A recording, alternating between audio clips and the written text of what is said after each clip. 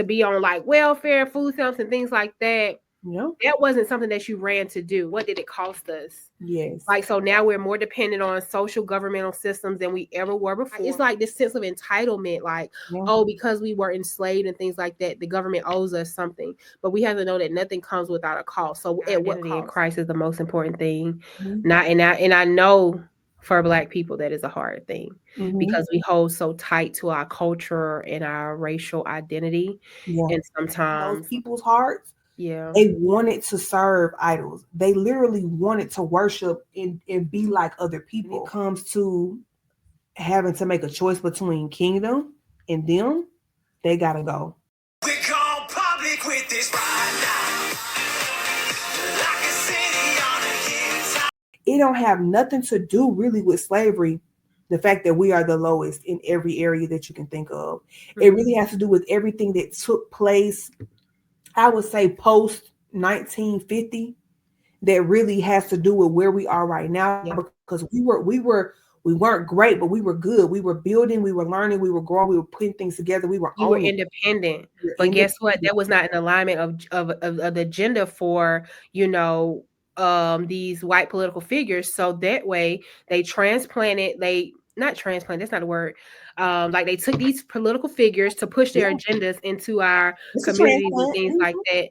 So it's like we're looking at these people as highly regarded, but in the same phase, what did it cost us? Yes. Like, so now we're more dependent on social governmental systems than we ever were before. We, you know what I'm saying? Like, to be on like welfare, food stamps, and things like that. Yeah. That wasn't something that you ran to do.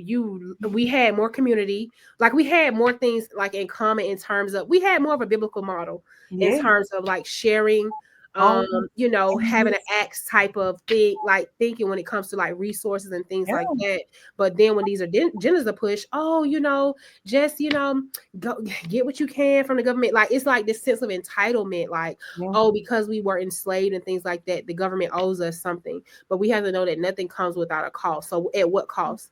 The cost was that we lost, Black men from the home, because we know that when you're filing for these benefits, you have to, at least like put somebody on child support or they're not in the home. These are your options. So we're dismantling the family at the cost of getting what we feel is owed to us, from governmental or whatever type of situation. It's like, why didn't we think it was a clean slate? Why didn't we lean it together? Like our ancestors were like farmers and, cultivators of the land and stuff. We lost those skills. Lost, gone. I'm over here trying to look. I got some plants growing right now. These some tomatoes. I'm over here trying to learn how to get seeds started. I actually took a class last week. Matter of fact, no, it was February 13th. I took a class. It's called Starting Seeds for Spring or something like that. Mm-hmm. So, I mean, I already had seeds, but I'm just like, well, let me figure out what I'm doing wrong so I can grow some food. Right. It's like the fact that, again, like I was talking about with wealth, if I gain it and then I lose it in the next generation, it's for naught. My grandparents were sharecroppers. They both sets of grandparents grew food. One grew food on their own, like their own land. They had a garden every year. They would grow things. Food that they did not have to go buy from the store. It was fresh, all that good stuff. My other set of grandparents were sharecroppers.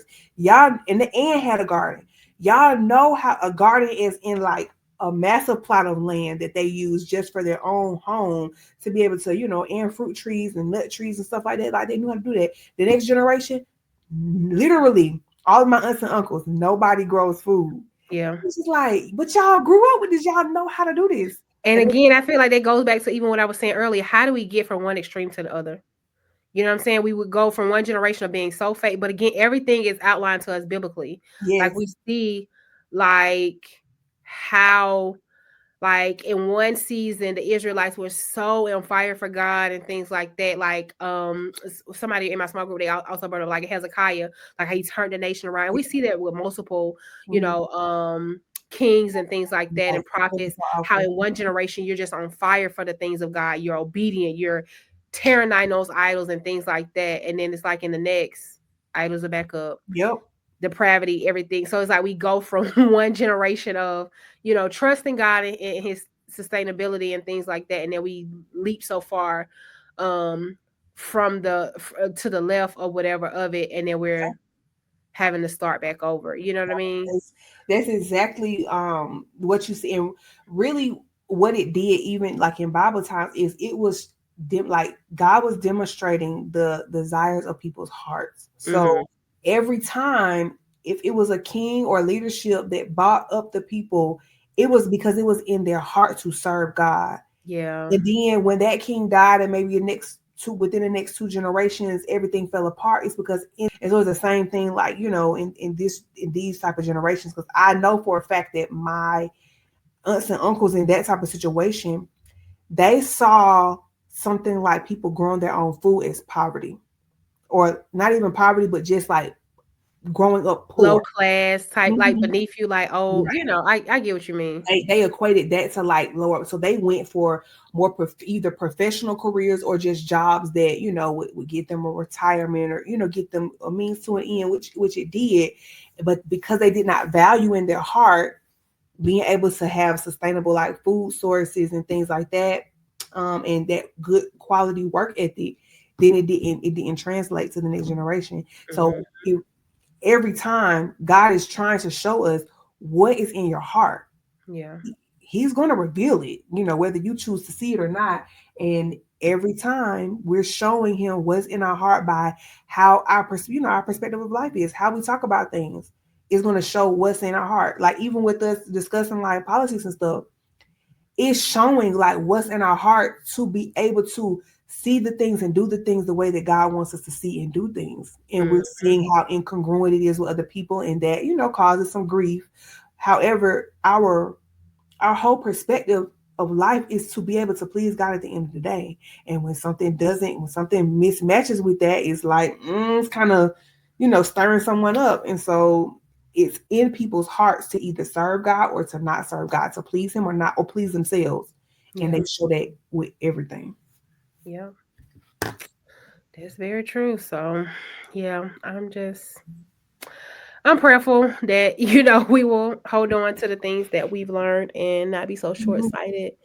Um, you know, seeing what that has led us, but um, yeah, Yeah, it's a lot to unpack, a lot to unravel, but the prayers of the righteous avail of much. So, for sure, for sure. And courage. I think it for me too, it's also shown me that, that the passage where the disciples tell Jesus, "Oh, your mother and like brothers or sisters or whatever outside or whatever," and Jesus is like, "Who's my mother? Who's my brother?" Yeah, And the fact that you had to be willing to forsake your mother, your brother, any family member, any friend, you have to be willing to forsake those who are not on the same path towards the kingdom. And yeah, like, if this has done nothing else, it's definitely shown me like this is what it means to forsake. It doesn't mean that I still can't help and show up. It doesn't mean that I can't try still, have conversations, still love. At the end of the day, though, when it comes to having to make a choice between kingdom and them, they gotta go. yeah. If my mother and father don't want to be on the same page, that's your choice, that's your faith, that's your salvation. I'm not gonna, sacrifice Hmm. mine for yours. So it definitely reminds us that this is an individual choice Yep. to walk with God and to every day, seek Him Yeah.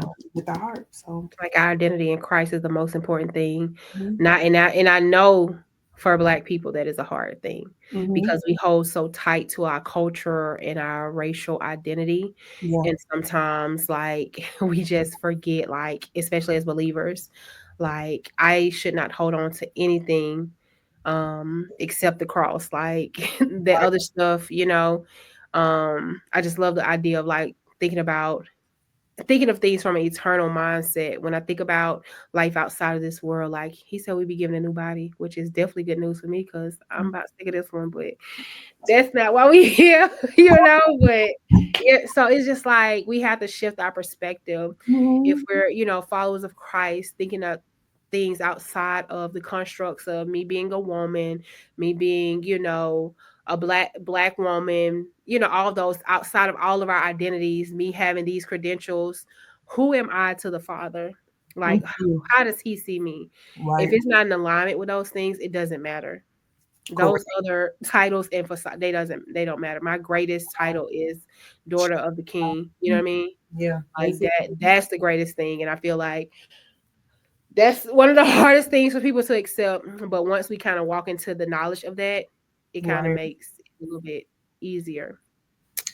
Set apart, love, know who we are. This is time, and it's ours.